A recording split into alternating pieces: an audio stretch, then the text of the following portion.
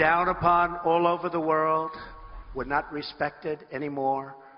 We were talking about Putin today. No respect, no like, no nothing. You know, wouldn't it be a great thing if we could actually get along with Russia? Yeah, there you have it. That was Donald Trump speaking about Russia there, and that was Donald Trump, obviously, speaking about Putin. And now, this development, Russia and China reportedly holding joint naval exercises in the South China Sea. This is weeks after the UN said, hey, China, you got no rights there, don't do it. Ambassador John Bolton is with us. This is a serious development, isn't it? Now the Russians and the Chinese are together in the South China Sea.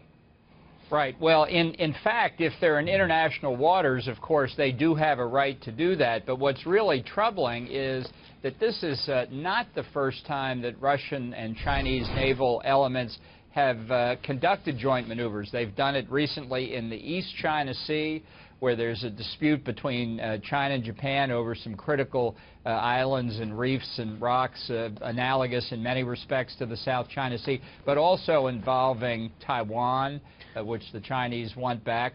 And the Russians and the Chinese, get this, have held joint naval maneuvers in the Mediterranean, a little far away from China. It's another challenge to President Obama and our position in the Pacific, isn't it? A serious challenge, too.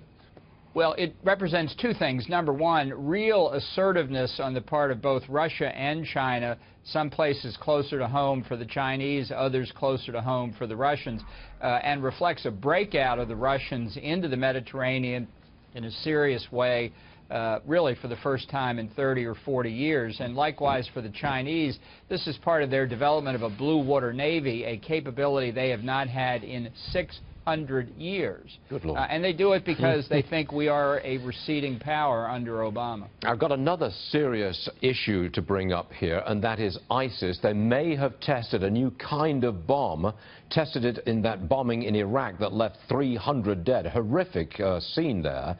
Now, is this a new type of bomb, as we're told, Mr. Ambassador? Do you know anything about this?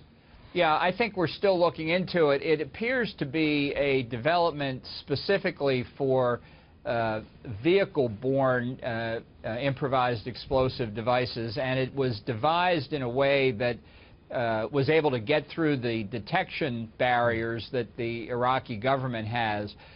So it's a threat for places where truck bombs or car bombs can be used. But obviously, if you think about bringing that technology into the United States, we had examples as recently as a couple years ago in Times Square.